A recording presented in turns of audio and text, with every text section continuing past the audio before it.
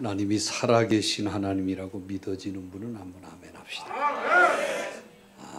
오늘 특송 참 너무 잘 들었어요. 네. 굉장히 잘 부르는 것 같아요. 네. 감동이 됩니다. 앞에 솔로 여학생, 남학생, 청년이죠? 청년이요? 학생이요? 학생이요. 여기도 아직 너무 귀한 찬양 들었는데 박수 한번 크게 한번.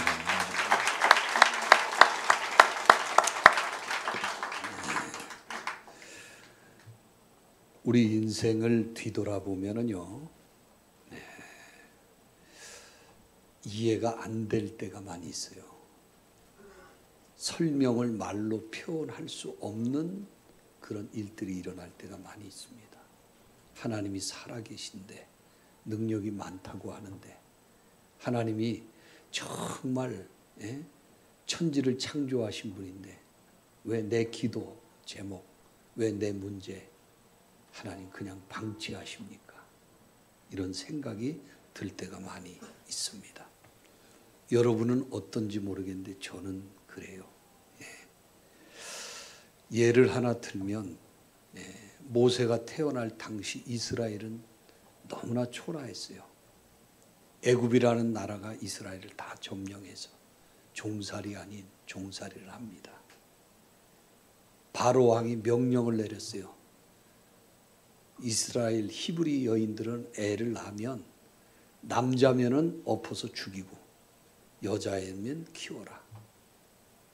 그 당시에 모든 가정 임산부들의 기도 제목이 하나님 제발 딸 낳게 하옵소서. 남자면 다 죽이라는 거예요. 얼마나 비참합니까? 근데 어느 가정에 태어났는데 기도를 그렇게 많이 했건만 아들이 태어났어요.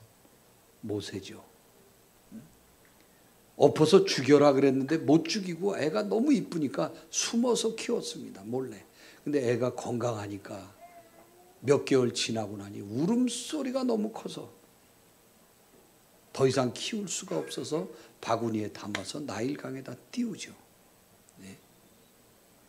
이 하나님 믿는 백성들이 너무나 초라하지 않습니까? 근데 그때 바구니가 나일강으로 떠내려갈 때 그 엄마의 마음은 어땠을까?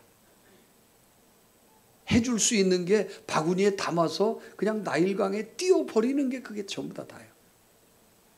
어쩌면 히브리인들이 믿고 의지하는 하나님이 너무나 초라하게 느껴집니다.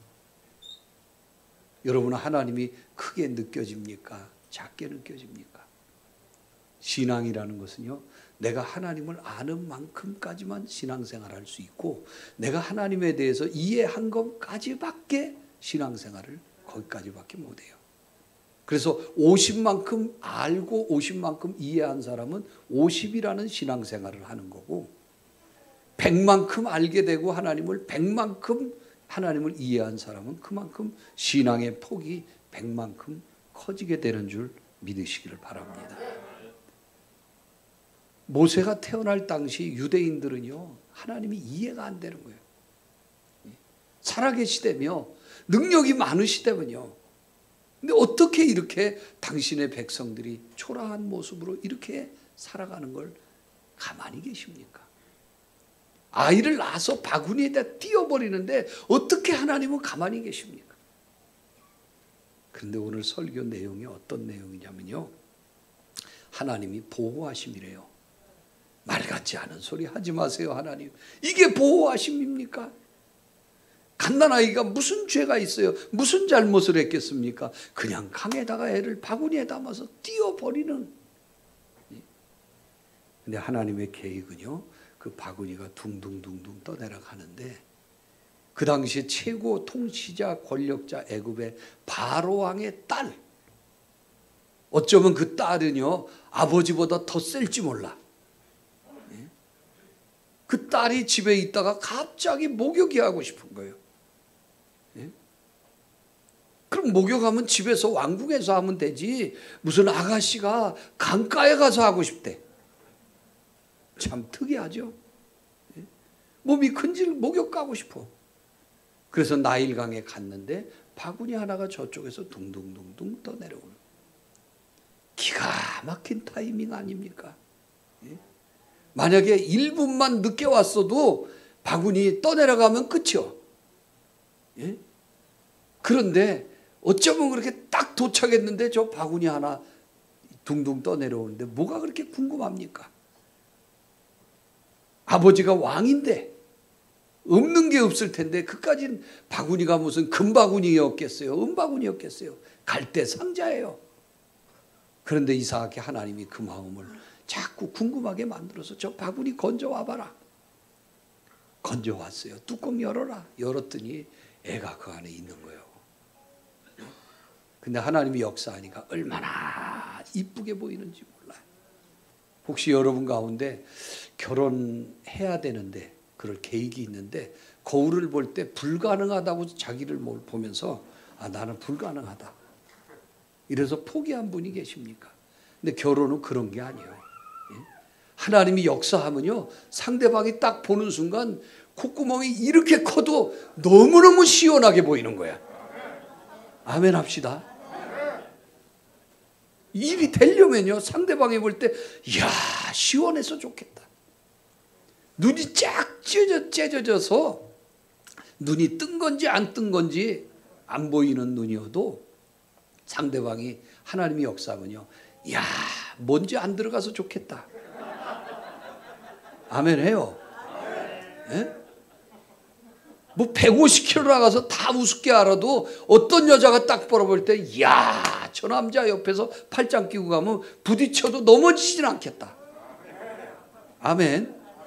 하나님이 역사하면요, 해석이 달라져요. 옆 사람한테 한마디 해주세요. 걱정하지 마세요. 아멘입니까? 네? 할렐루야. 어떤 사람은 턱이 이렇게 이만큼 앞으로 내려온 이 턱이 이렇게, 나 그 남자 결혼 못할 줄 알았어요. 근데 결혼을 했어요.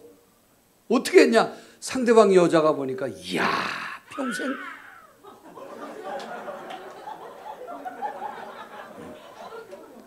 밥 먹을 때 밥풀은 안 흘리겠다.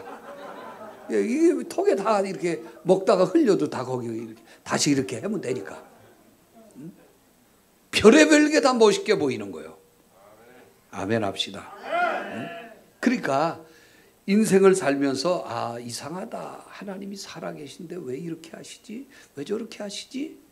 여러분 낙심할 거 없어요. 묵묵히 말없이 하나님의 역사를 기다리면서 기도하면서 시간이 지나면 오른손을 다 들으세요. 무릎 박을 때 아, 그렇구나. 아, 그래서 그랬구나. 하나님이 이스라엘을 안 사랑하는 게 아니에요. 바구니에 아이를 띄웠는데 그 아이, 초라한 아이, 아무것도 할 수 없는 몇 개월밖에 안 된 아이가 이스라엘의 운명을 바꿔놓는 아이가 됐어요. 할렐루야. 요셉도 마찬가지입니다. 17살쯤에 애굽으로 팔려갔어요. 인신매매로. 어떻게 보면 하나님이 살아계시다면 어떻게 이렇게 아브라함의 가정, 이삭의 가정, 야곱의 가정에서 인신매매가 일어날 수 있습니까? 그것도 형제들이 팔아버렸어요. 애굽에 팔려가서 종살이 하는데요, 하나님은 그 가운데서도요, 요셉에게 종살이 하는 중인데도 은혜를 입게 하시오. 할렐루야. 보디발이 집주인이 요셉을 데려다가 일 시켜보니까 야, 똑똑해, 애가 총명해, 너 우리 집 살림 네가 다 해라. 예?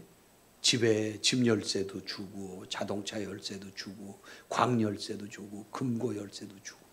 아멘. 종살인데. 예? 그런데 어쩌다가 보니까 또 감옥살이, 옥살이까지 하게 됐어요. 근데 감옥에 들어갔는데도 하나님이 감옥을 관장하는 사람에게, 간수에게 은혜를 주셔가지고 요셉, 네가 이 감옥 네가 다 관리해. 그것도 은혜예요. 할렐루야. 예? 그래서 요셉은 17살에 공부한 거 외국에 가서 공부 안 했어도 가정, 보디발의 집에서 살림을 다 운영하다가 경제를 배우고 감옥 안에서 거기서 또 감옥을 관리하다 보니까 나라 살림을 또 다 배우게 됐어요. 할렐루야. 예? 근데 하나님 왜 내가 감옥에 있어야 됩니까? 뭘 잘못했습니까? 그냥 말없이 묵묵하게 기다리다 보면 나중에 알고 보니까 이 꿈꾼 감옥의 동기생 중에서 꿈을 꿨대요. 두 사람이 얘기 듣고 한 사람은 당신은 죽을 꿈이요, 한 사람은 당신은 복권될 꿈이요. 죽는다는 사람은 죽었고 산다는 사람은 나가면서 야 요셉 정말 너 대단하다. 예? 내가 감옥에 나가면 너 꺼내줄게. 근데 사람은요 화장실 들어갈 때 다르고 나올 때 달라요. 바로 꺼내준다 그러면서 잊어버렸어요. 2년 동안이나. 근데 따라합니다. 잊어버린 것도 하나님의 은혜다. 아니 내가 밥을 샀으면 지도 나한테 사야지 이런 생각. 근데 왜 안 사? 그랬더니 잊어버렸다고. 따지지 마요. 그 사람이 그때 샀으면 그냥 돼지머리 국밥 사고 끝났는데 잊어버려서 3년 뒤에 샀는데 로또가 맞아가지고 3년이 지난 후에 생각이 났어. 아 그때 배고플 때 사줬는데 예? 지금은 밥 정도가 아니야. 식당을 차려줬다는 거예요. 언제 뭐 그런 좋은 일이 있은 적이 있어야 아멘도 아니에요. 할렐루야. 그러니까 그 당시에는 이해가 안 되면 나중에 오해가 되는 거예요. 아무리 생각할까? 왜 잊어버렸을까? 근데 잊어버린 것도 하나님의 은혜야. 나가자마자 꺼내줬으면 요셉은요 감옥에서 나갈 수 있을지는 모르지만 평생 그냥 남의 집 하인 생활, 머슴 생활하다가 끝난 거예요. 근데 잊어버려서 감옥에 2년 콩밥을 더 먹었지만 2년이 지난 후에 바로왕이 꿈을 꾸고 나서 꿈 얘기하니까 그때 생각나. 아, 감옥 안에 꿈 해석 잘하는 애가 있습니다. 꿈 하나 해석하고 애굽의 총리가 됐습니다. 할렐루야. 그러니까 지나놓고 보면 여러분들이 이곳에 모여서 이렇게 예배하고 함께 이곳에서 생활하고 하는 것도 이해가 안 돼도 나중에 보면 아 하나님이 그런 뜻이 있었구만. 아멘 합시다. 할렐루야. 자, 그래서 오늘 그 동영상 하나 제가 보여주고 싶은 게 있는데 그 준비가 됐나요? 예? 예. 이 의사 중에 이국종 교수라고 들어보셨죠? 이국종 유명한 분 아닙니까? 대단한 분이에요. 우리나라에 정말 자랑할 만한 분이. 근데 동영상이 한 21분짜리라 이거 하다가 다 나를 째려보겠다 생각해서 줄였어. 21분을 8분짜리로 한번 보시고 아 그렇구나. 저런 사람도 있구나 하는 걸 한번 보시고 설교 마무리 결론 짧게 맺도록 하겠어요. 한번 보여주시죠. 한번 잘 시청해 보세요. 말이 빠릅니다. 처음부터 하고자 했던 말은 단 한 가지였대요. 같은 말을 20년 넘게 반복하고 있어. 동료들은 그를 암덩어리 꼴통이라고 부른대. 그럼에도 불구하고 꼭 전하고 싶었대요. 어떤 의사에 대해 이야기할 건데 우리 절대로 과장하거나 꾸미지 않기로 해요. 그럼 소개할게요. 가장 보편적이어야 할 위대함을요.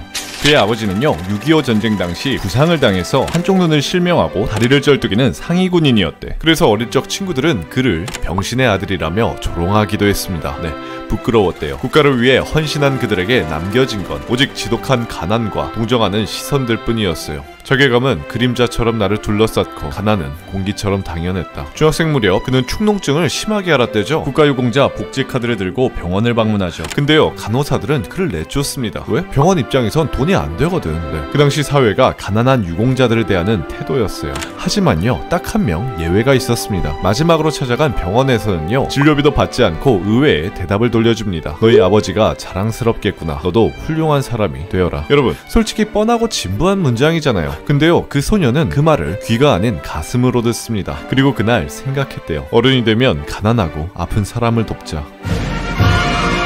그 소녀는 누구보다 열심히 공부했어요. 마침내 의대에 진학하죠. 하지만 가난했던 그의 집안이 결국 무너지면서 값비싼 학비를 도저히 감당하지 못했대요. 가난한 의대생은 해군에 징집됩니다. 일반병으로요. 한창 의술을 배워야 할 의과대학 학생은 갑판에 올라 손에 기름을 묻혔대요. 그는 알았을까? 바다에서 얻은 경험이 훗날 수많은 사람들을 살리게 될 줄을요. 다시 학교로 돌아간 그 예비역은 전공의를 마쳤지만 당시 병원엔 그를 위한 취업 자리는 없었습니다. 학교의 돈줄이었던 모기업이 무너졌거든. 의사들은 구조조정 당하고 또 제각기 흩어집니다. 그는요 살아남아야 했대요. 그러다 이름도 생소한 외상외과를 제안받습니다. 그리고 그곳에서 허무한 죽음이란 것을 목격합니다. 살릴 수 있었음에도 골든아워를 놓쳐버려 손을 써보지도 못했어요. 환자들은 자꾸 눈앞에서 죽어나갔다. 살려야 했으나 살릴 방법을 찾지 못했다. 함께 수술할 의사와 간호사, 중환자실은 언제나 부족하죠. 병원들은 환자 받기를 거부했으며 받더라도 그 절차는 또 너무 복잡했어요. 맞아요. 정부와 부처는 무관심했고 병원은 무책임했으며 국민들은 중증 외상에 대해 무지했어요. 약 20년 전이죠. 온 국민이 환호에 차있던 그의 여름. 그날 어떤 나이 어린 해군들은 총알을 맞아 갑판 위에서 뒹굴렀고 어떤 중학생 소녀들은 장갑차에 깔려 내장이 파열되고 사지가 으스러졌어요. 또 어느 의사는요 아무 관심 없는 이미 죽음을 잊고 도착한 외상 환자들을 보면서 좌절과 무기력함을 느꼈대요. 그날요. 그리고 생각합니다. 한국에 선진 의료 시스템을 도입해야겠다. 그는요 방도를 찾으려 했어요. 어떻게 하면 좀 더 빨리 환자에게 다가갈 수 있을까? 어떻게 하면 좀 더 가까이 환자에게 다가갈 수 있을까? 그가 원한 것은 단 한 가지였다. 선진 외상 의료 시스템의 정착. 그는요 미국과 유럽을 돌며 선진국의 중증 외상 의료 체계를 지켜봅니다. 충격적이었대요. 선진국다웠대. 병원들의 시스템은 유기적이었으며 또 투명하고 체계적이었습니다. 어느 곳이라도 헬기를 띄울 수 있으며 그 어떤 곳이라도 헬기를 내릴 수 있었어요. 그들은요 언제 어디서든 환자에게 다가갈 자세를 갖추고 있었대. 시민들은 그들에게 존경과 감사를 보내죠. 정부는 그에 걸맞는 처우를 다해 인력과 장비, 기술과 지원은 전혀 아낌이 없었습니다. 그들은요 죽음 속에서 환자를 건져낼 준비가 되어 있었어요. 당신이 환자에게 더 가까이 다가갈수록 환자를 살릴 기회가 더 많아진다. 한국으로 돌아온 그는 그 시스템을 국내에 이식하고자 했대요. 시스템의 필요성을 설파합니다. 더 많은 사람을 살리고자 했대요. 근데 여러분 혹시 살면서 그런 말 들어본 적 있나요? 너무 튀지도 말고 너무 빼지도 말고 딱 중간 정도만큼만. 그가 속한 병원에서는 난색을 표하죠. 굳이 외상 환자를 위해 힘들게 헬기를 띄우고 치료할 이유가 없대. 돈도 안 돼. 심각한 적자래. 환자는 더 이상 환자로서 환자가 아니래요. 병자. 병원이란 기업에게 중증 환자는 그저 돈 없고 백 없는 고객일 뿐이었습니다. 환자는 돈 낸 만큼 치료받아야 할 것이 아니라 아픈 만큼 치료받아야 합니다. 그래도 그는 외면할 수 없었대요. 포기하지 않았대. 생사가 오가는 환자들이 넘쳐나는데 살인적인 업무량에 10만 명이 넘는 의사, 그 누구도 외상외과에 자원하질 않아. 어느 의사는 집무실에서 일하다가 과로로 숨을 거두죠. 그것도 홀로 책상에 앉은 채로요. 그나마 있던 의사들은 떠나가고 버티던 간호사들은 근무 중 실신하거나 끝내 태아를 유산하는 지경이야. 내장이 몸 밖으로 흘러내린 자식을 안고 뛰어온 부모는 받아주는 병원이 없어 피눈물을 쏟으며 전국을 쏘다닌다고. 의사는 호출을 받아도 진료를 거부해. 이게 현실이에요. 주민들은 헬기가 뜰 때마다 시끄럽다며 전화를 걸어 쌍욕을 퍼붓죠. 우리 귀한 아들이 시끄러워 공부를 할 수가 없대. 심지어 동료들은 지 혼자 튄다고 손가락질에 수근덕거려. 오직 의사들만 가입할 수 있는 커뮤니티에선 그를 공개적으로 조롱합니다. 그는요 어쩌면 꼴통이 맞아요. 말을 더럽게 안 듣거든. 2014년 4월 16일 침몰하는 세월 앞에서 가만히 침묵하는 구조 헬기와 달리 저 혼자만 헬기를 띄워 아등바등한 적도 있었어요. 당장에 배는 가라앉는데 다들 뒷짐만 지고 있다고. 여러분 후쿠시마 원전이 터졌을 때요 일본에서는요 2시간도 안 돼 거의 모든 구조 헬기가 단번에 날아왔어요. 어디서?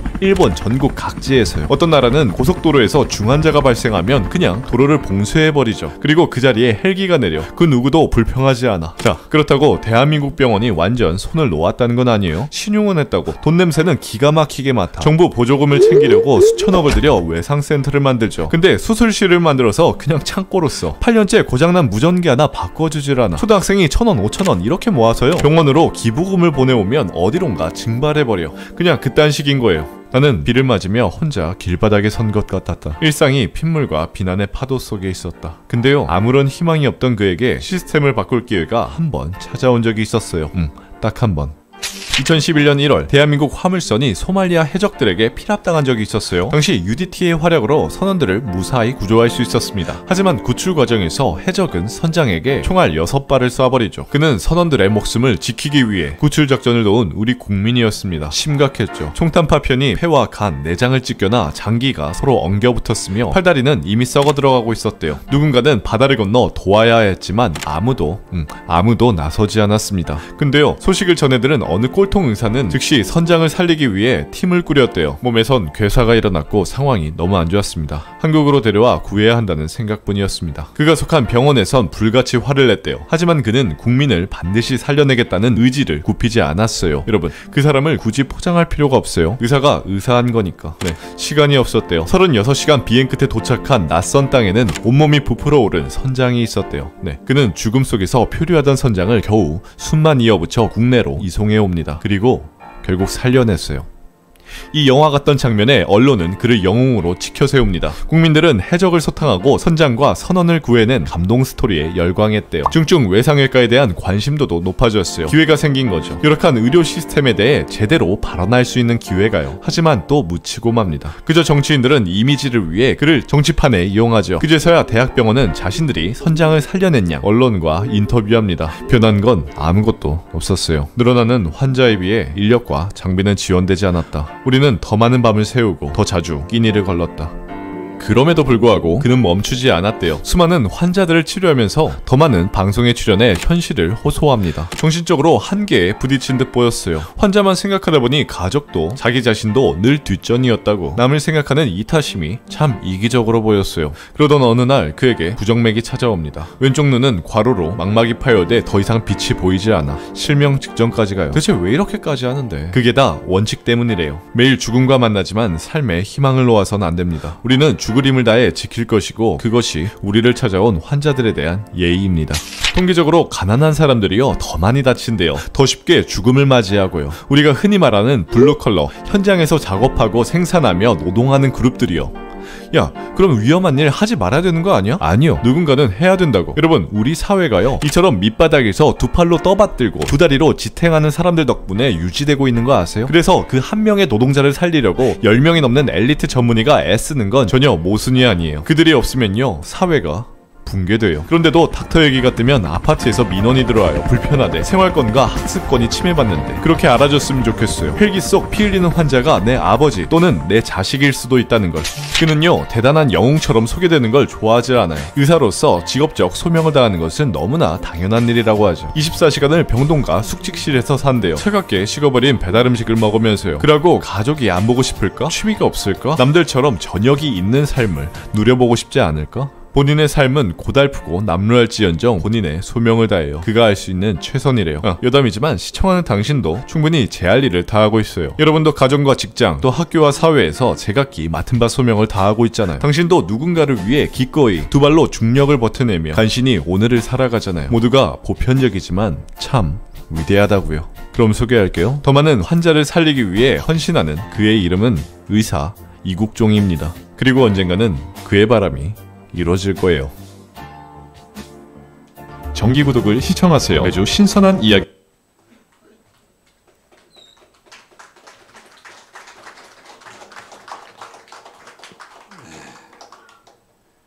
여기 대목 중에서 세월호 배가 기울어서 아이들이 아직 다 살아 있을 때 헬기가 한 대도 뜨지 않았다는 거. 단 한 대 떴는데 그게 이국종 교수가 헬기를 출 때 그 한 대로 뭘 할 수 있게 한 명이라도 살리려고 떠 있었다는 거. 근데 일본에는 그런 나라의 어려움이 있을 때 모든 헬기가 그 현장에 다 떴다는 거. 여러분은 어떻게 생각하십니까? 예? 어떻게 이해하시고 어떻게 받아들여요? 저 또한 그 배가 기울어서 자초 물속으로 빠져들 때 아무것도 하지 못하는 그 트라우마가 아직까지 있어요. 트라우마. 이제 말씀을 정리하고 마쳐야 될 것 같아요. 하나님은요 우리가 생각하지 못한 곳에서 돕는 자를 보내주십니다. 할렐루야. 네, 돕는 자를.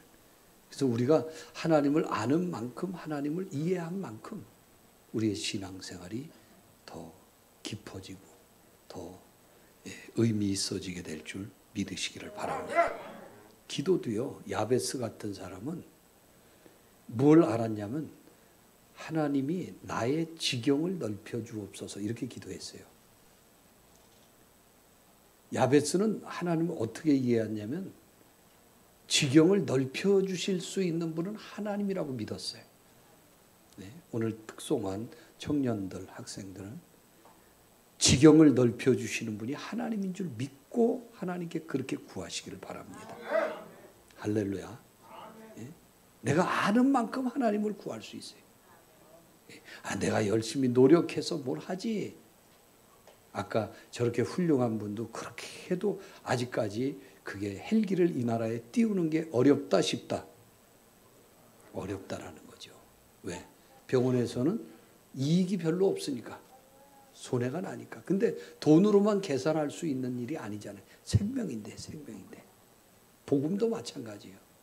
이 복음이 원활하게 전달되고 많은 사람들에게 퍼지기 위해서는요. 틀림없이 지불해야 될 대가들이 많이 있어요. 넘어야 될 산들이 많이 있습니다. 여러분들이 이 일을 위해서 기도해 주시기를 바랍니다. 그리고 말없이 돕는 자들이 되시기를 바랍니다. 도울 수 있는 것 중에는요, 제일 큰 게 뭐냐면 기도로 돕는다라는 거예요. 기도로. 할렐루야. 우리 주변에 더 이상 신음하는 그 아픔의 소리가 안 들리는 일이 없고 그 소리가 세미한 소리까지 들을 수 있는 나라가 됐으면 좋겠습니다. 할렐루야. 하나님은 이스라엘이 몸부림칠 때에 어린아이 모세 하나를 띄웠는데 그게 사람들이 볼 때 이게 무슨 일을 할 수 있겠나. 근데 그 어린아이가 결국에는 이스라엘 전체를 애굽에서 구해내는 능력자가 됐어요. 할렐루야. 17살 먹은 아이 요셉이 애굽에 팔려갈 때 그 아이가 뭘 할 수 있나 그랬는데 그 당시에 천하가 다 흉년이 들었을 때 그 요셉 하나 총리가 됨으로 말미암아 다 굶어 죽을 뻔했는데 모두가 살게 된 줄 믿으시기를 바랍니다. 할렐루야. 오늘 본문의 내용은 사도 바울이요, 복음 전하는데 무참하게 감옥에 쇠사슬에 묶여서 감옥 안으로 들어간다는 내용이요. 그러면 하나님이 뭘 하시길래 주의 종이 감옥에 끌려 들어가는데 아무것도 안 하십니까? 오해할 수 있어요. 근데 하나님의 역사가 이해가 안 되면 나중에 오해로 간다 그랬잖아요. 나중에 놓고 보니까 하나님이 그렇게 감옥에 가게 한 것은 나중에 더 유익하게 하기 위함이라. 우리는 다 이해하지 못해요. 바울이 소원하던 노마에 가고 싶습니다 했는데 결국에 죄인의 몸, 죄수의 몸으로 노마에 가게 되고 그 가는 배가 뒤집혀서 유라굴로라는 풍랑을 만나가지고 다 죽게 생겨서 섬으로 수용해서 건너갔더니 거기 또 배에서 나와가지고 바다에서 나와서 얼마나 추워요. 사람들이 다 276명이 추워서 떨고 있을 때 바울이 나뭇가지 주워다가 불을 피워서 따뜻하게 해주려고 그랬는데 그 나뭇가지 들어다가 불에다 얹는데 그 안에 독사가 또 들어있어요. 독사가 바울의 팔을 뭅니다. 아니 하나님 이렇게 봉사하면 뱀한테나 물리게 하지 말아야지 어떻게 봉사하는데 다른 사람은 그냥 두고 바울을 물게 합니까? 독사가 물어서 사람들이 저 사람은 진짜 나쁜 놈인가 보다. 바다에서는 구원받았는지 모르지만 독사가 무는 거 보니까 저건 정말 나쁜 놈이다. 이렇게 생각했는데 조금 있다가 죽을 줄 알았는데 안 죽는 거예요. 한번 따라합니다. 뱀에게 물린 것도 은혜다. 물려서 죽으면 불행이지만 물렸는데 안 죽는 거예요. 사람들이 이상하게 생각합니다. 그런데 그 바울이 하나님의 기적을 전하잖아요. 할렐루야. 나중에 노마로 돌아왔을 때 그때 체험한 많은 사람들이 뱀한테 물렸는데 안 죽었어. 저 사람 대단해.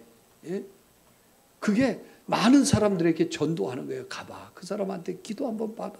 뱀에게 물려도 안 죽어. 그 사람. 할렐루야.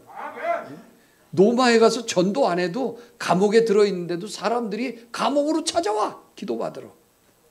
아멘 합시다. 네? 숙박비 안 들었죠? 하루에 3때 먹는 거 나오지. 자기들이 찾아오지. 나중에는 왕족들도 찾아오게 됐어. 아멘 합시다. 그러니까 우리가 하나님의 섭리를 다 이해할 수가 없어요. 인생을 살다 보면 안타까운 일도 있지만, 그런 일도 있지만, 하나님께서는 귀한 저런 이국종 교수님 같이 또 귀한 사람 통해 생명 살리는 일을 하는 것처럼, 오늘 저와 여러분들도 주변에 죽어가는 신음소리가 들리는 그들을 향해 그리스도의 사랑의 손길을 내미는 은혜가 있기를 바랍니다. 오늘 헌신 예배하는 우리 그 청소년, 청년입니까? 청년 학생, 하나님의 은혜가 있기를 바랍니다. 큰 손들이 여기서 나오게 되기를 주님의 이름으로 축원합니다. 기도하겠습니다.